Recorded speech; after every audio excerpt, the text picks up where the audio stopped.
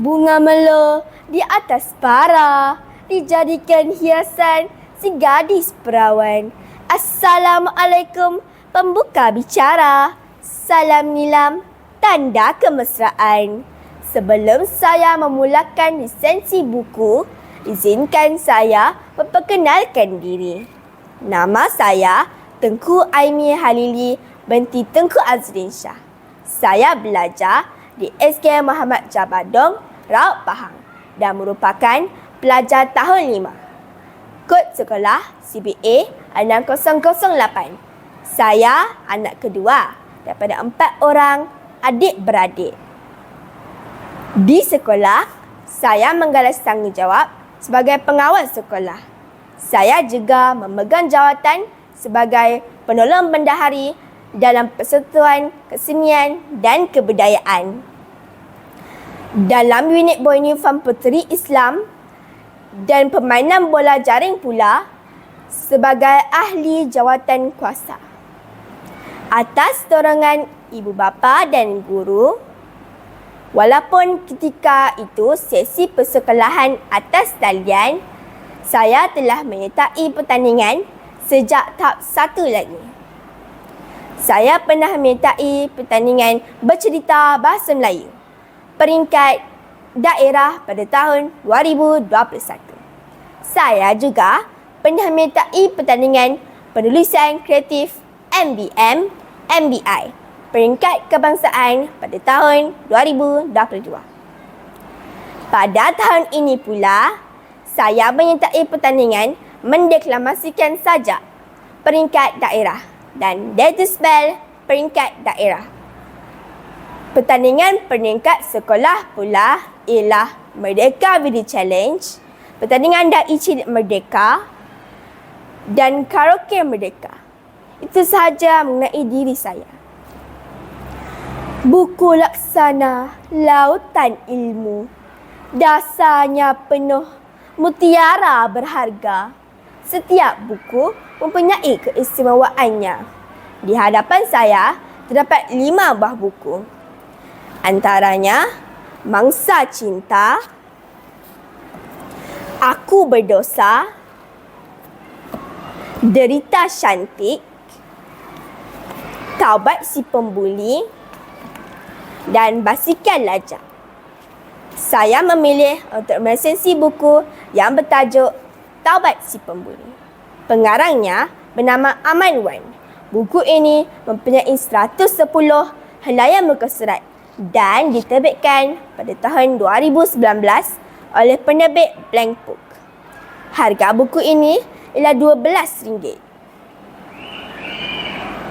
Tema buku ini ialah tentang cerita remaja ke arah keagamaan. Hari ini saya ingin berkongsi tentang isi kandungan buku Taubat Si Pembuli. Mengapa saya memilih buku ini untuk diresensi? Pertamanya, buku ini mempunyai plot cerita yang menarik dan elemen kejutan. Keduanya, saya tertarik melihat judul dan juga ilustrasi buku ini. Kalau dilihat pada ilustrasi, saya membayangkan watak utama merupakan pembuli. Namun seakan saya meleset. Penulis mengambil sisi lain, di mana lebih banyak ditubuhkan kepada mangsa buli agar pembaca lebih faham bagaimana rasanya mereka yang dibuli. Cerita ini dimulakan dengan memberi fokus kepada watak Jannah. Jannah bertukar ke sekolah baharu semata-mata untuk menyembunyikan rahsia silamnya. Dia bertemu pula dengan Nani, seorang pelajar yang pendiam dan cemerlang dalam pelajaran. Dia juga anak tiri kepada seorang usahawan yang berjaya. Takdir menentukan mereka menjadi rakan.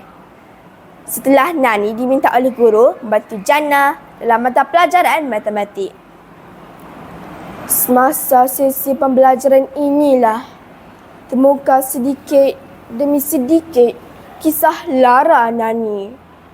Rupanya Nani bukan sahaja didera emosi, verbal dan fizikal oleh Idora, rakan sekelasnya sejak tingkatan 1 lagi.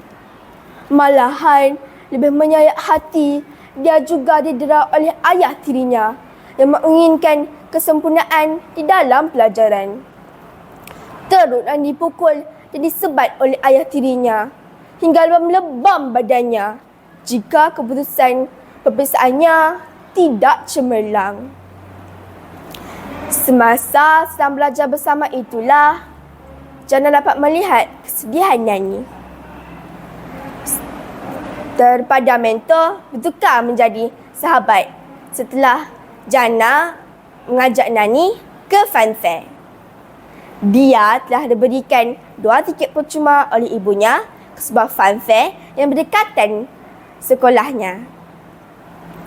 Nani merasakan kegembiraan dan merasakan Jannah ialah sahabat yang boleh memberikan kebahagiaan buatnya. Namun, semuanya tidak bertahan lama kerana sikap dengki Idora. Idora telah mengugut Jannah untuk memutuskan persahabatannya dengan Nani. Jika tidak, rahsia Jannah akan didedahkan oleh Idora. Nani kecewa kerana satu-satunya rakan yang dia ada sanggup memutuskan persahabatannya. Dia merasakan tak ada siapa yang sayang dan peduli lagi akan dirinya.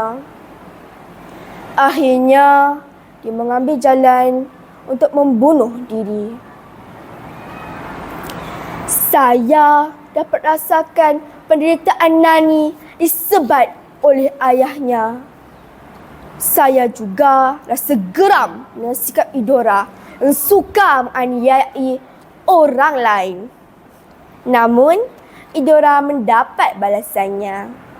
Dia terlibat dalam kemalangan sehingga lumpuh. Akhirnya dia bertaubat dan memohon keampunan. Insya-Allah, Allah itu Maha Mengampun dan Maha Mengasihani. Sebenarnya ada lagi elemen menarik di dalam buku ini sehingga saya leka membacanya. Terdapat unsur mistik di mana Jannah dapat anugerah untuk melihat makhluk halus di sebalik hijab manusia.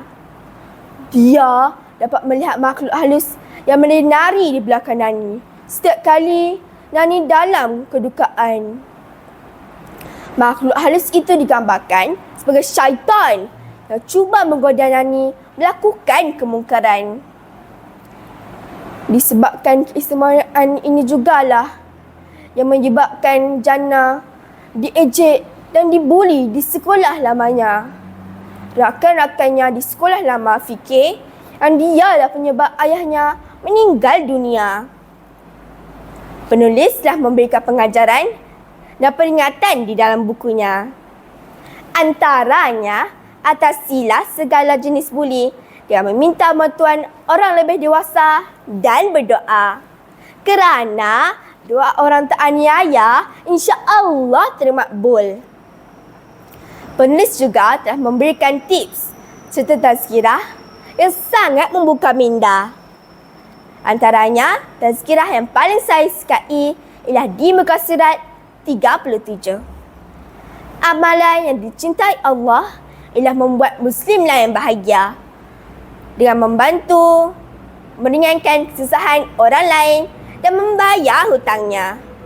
Penulis telah bekerjasama dengan Pitaha yang berkongsi tazkirah-tazkirah di dalam buku ini. Pada pendapat saya, buku ini amat berbaloi dibeli dan dibaca. Ceritanya digarap dengan baik sekali. Begitu juga klimaks ceritanya yang amat mendebarkan dan tragis.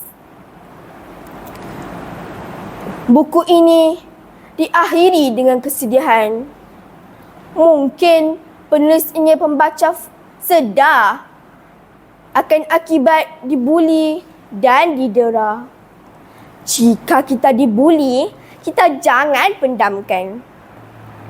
Jangan jadi seperti Nani yang membiarkan dirinya menjadi mangsa buli. Penulis ingin pembaca berubah bukan kerana lambakan maklumat dan ilmu, tetapi kerana ceritanya yang menyentuh kalbu. Sebelum saya mengakhiri lisensi buku, saya ingin mengambil kata-kata dan peringatan daripada buku ini. Ada kalanya manusia lebih kejam dan menakutkan berbanding syaitan. Itulah antara harapan penulis. Ingin pembaca ingin mewujudkan perasaan empati kepada mereka yang tidak bernasib baik. Sekian, terima kasih.